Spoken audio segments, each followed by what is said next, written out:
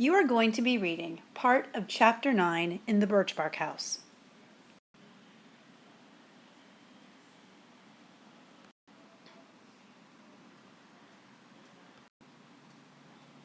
You are going to be reading the end of Chapter 9 in the Birchbark House.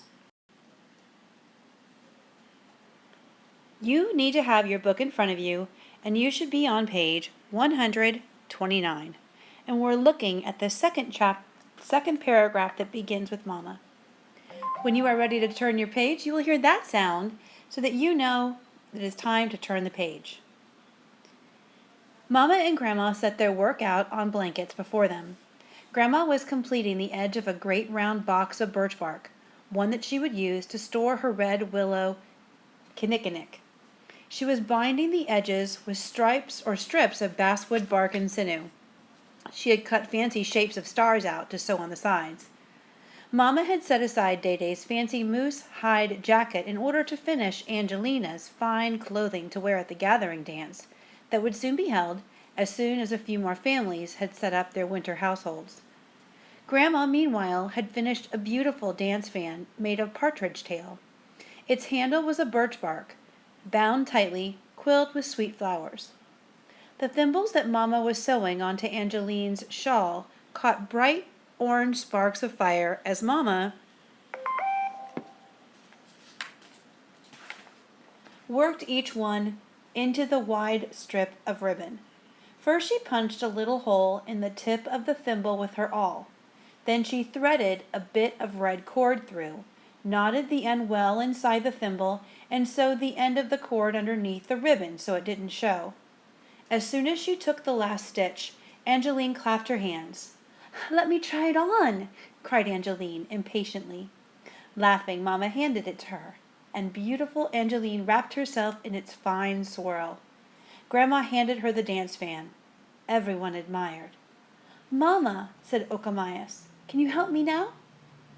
"Ah, yeah, get it," Grandmama said. They left off looking at Angeline and started work on Niwu's moccasins. From the moose hide left over from Day-Day's moccasins, Mama helped Omakayas cut out a pair of moccasins for Niwu, winter moccasins with cuffs well up his legs for warmth. Omakayas planned out a flower and began immediately imitating Mama to sew the beads into the design. It was harder, more exacting work than she thought. The sinew tangled and knotted. Beads bounced off the needle's tip. Even when she fastened the beads on, sometimes they looked odd or crooked, and she had to take them off. She put her needle down. Tears of frustration stung. "Don't give up." It was Angeline, her voice gentle, kind. "You are doing very well, Nimashe, my little sister." Okomayas looked at her big sister in surprise, then gratitude. Nothing felt as good as this unexpected kindness from Angeline. She wiped her tears away and took up her beadwork again. Niwa was napping in his little blanket hammock just above them. Day-Day had tied 2 ropes in 2 holes in the wooden beams, and between the 2 he'd fastened a warm blanket into a hammock. Mama could rock Niwu by moving her foot tied to one of the ropes, or Omakayas could swing him by moving the other end of a rope. The sky darkened. Pinch was sent out to bring wood. He made a face at Omakayas, for with her beadwork she was set apart, another of the women, and Pinch was left to fetch wood all by himself. Day-Day and Fishtail sat in the corner, talking low and thoughtfully, drinking Grandma's tea. Soon they got up and left, for they had decided to try their luck with the fishing nets let down through big holes chopped in the ice. They went out the door, talking louder the minute they were outside.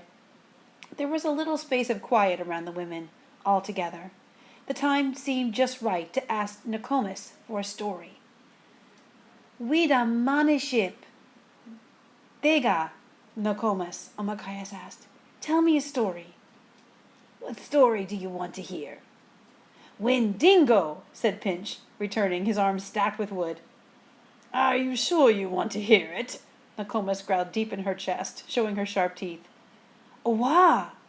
Pinch's eyes rounded, but his grin was full of excitement. He inched closer to Nokomis and tried to shush baby Niwo, who had wakened. Niwo could wiggle out of his cradleboard now at last and was learning to walk.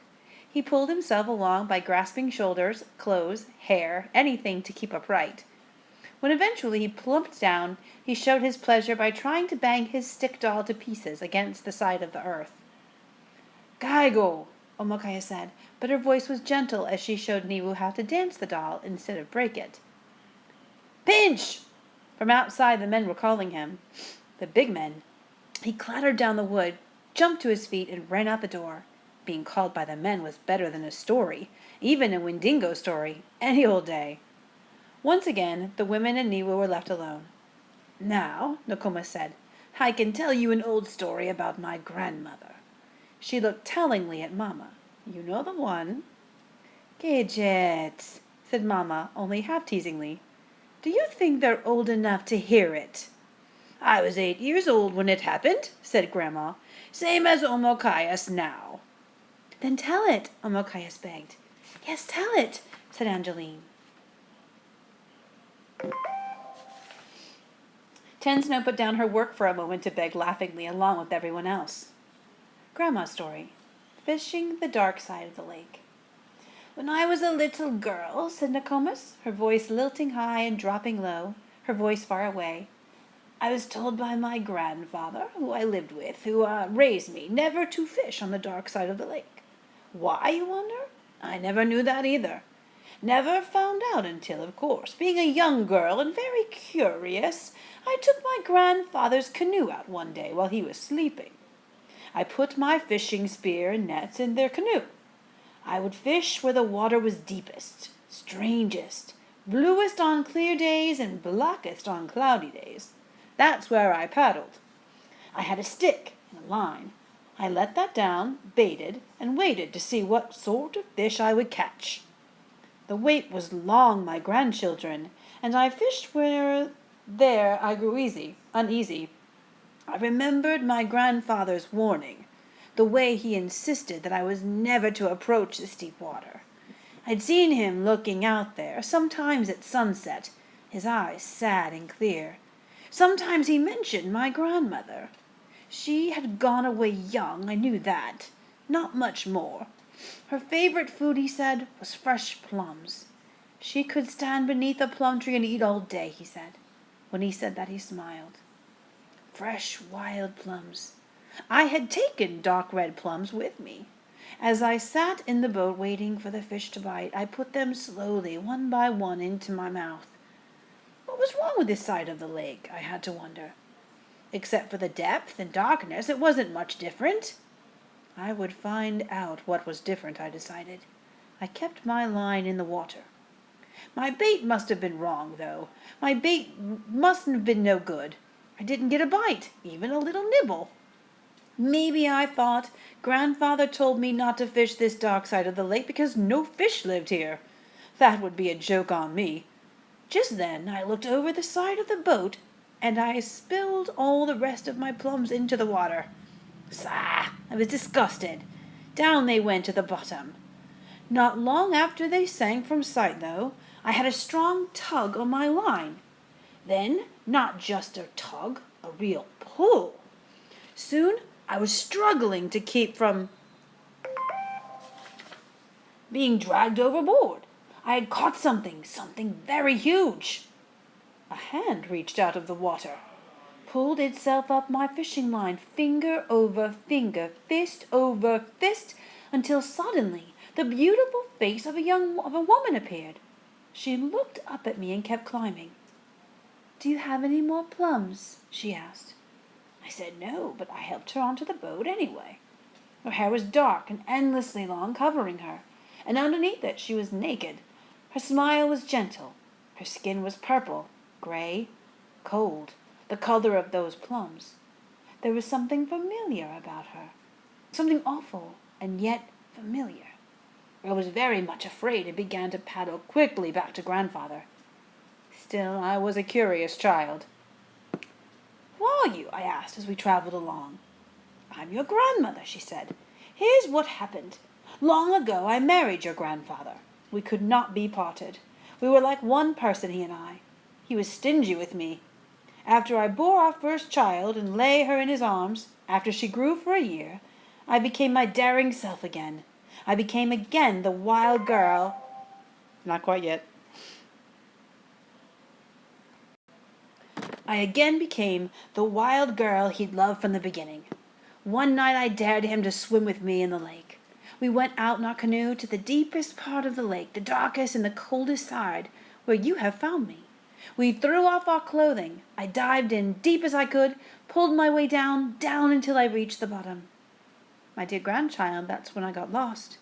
It was dark down at the bottom, and I got turned around. I could not find my way back up again, and so, tired, I curled up in the cold weeds, and I went to sleep. Until now." My grandmother looked toward the shore. Her face glowed in the twilight. I saw as we approached that she was watching my grandfather as he came down the path from the camp to the edge of the lake. He walked closer, closer. Something strange happened. I rubbed my eyes. I passed my hand across my face. I could not believe what I was seeing. As he approached, my grandfather's steps seemed to pick up life. His hair got darker and darker until it turned the pure black of his youth. Lines disappeared from his face. He straightened his bowed back. Just as our canoe touched that shore, he smiled. And oh, my grandchildren, suddenly he had all of his teeth. I got out of the canoe. He looked upon me kindly, said goodbye to me, then he took my place in the canoe with his young wife. The two gazed into each other's faces with great happiness. I watched the two paddle away together into the darkness, into the night. 2 shooting stars passed over through the sky. The lake was silent. I never saw my grandfather, but eventually his clothing was found on the shore, washed up on the dark side of the lake. When Nokomis finished, no word was spoken. Omokayas could say nothing because stiff hairs prickled on the back of her neck.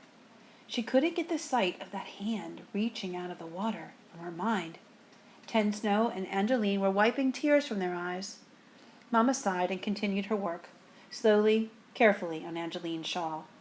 Perhaps she was thinking of the big gathering where Angeline might meet someone and go away with him, far from her mother's gaze. Although she didn't want that to happen, it was inevitable, and Yellow Kettle's fond look said all that was in her heart. How deeply she loved her children. How dear they were to her, the center of her life. Being naturally cheerful and bold, though, she soon grinned and joked.